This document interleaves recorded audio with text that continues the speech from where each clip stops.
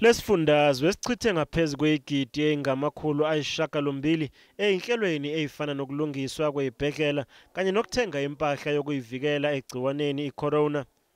Lo mbiko uthole izenzo zenkohlakalo emnyangweni wezenhlalakahle kuphela njengoba kusashazwe cishe igidi engama-30 zamarandi kuthengwa impahla yokuyivikela kanye nezingubo zokulala ezinkampanini ezilishumi nomuvo.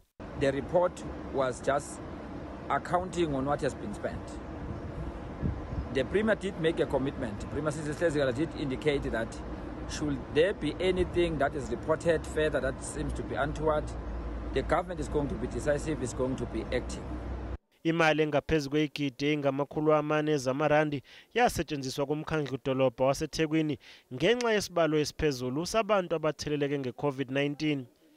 Iphathimandla zavuma ngesonto eledlule ukuthi zakhokha ngokweqile kunenani elibekwe umnyango kamgcinimafa kahulumeni ngesikhathi kuthengwa impahla ethile.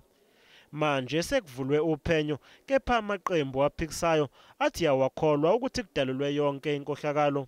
The more allegations are made around officials and employees of government, it gives a space for the ANC in the province to redeploy individuals, because we've seen this thing happening where someone, when there's allegation of corruption, they get redeployed to a different sphere of government or redeployed to different departments. We are still not satisfied because in the Department of Health, as well as the Department of Education, there is a procurement of PPEs which is not yet accounted for in detail.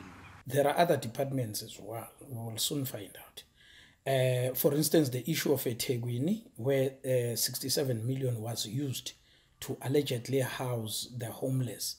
And it makes you wonder how each homeless person should then be allocated 9,000 rand a month and 45,000 over a 5-month period. It beats us. Abahlaziyi bakholwa ukuthi abekho abazothathelwa izinyathelo zokubandakanyeka emacaleni yenkohlakalo.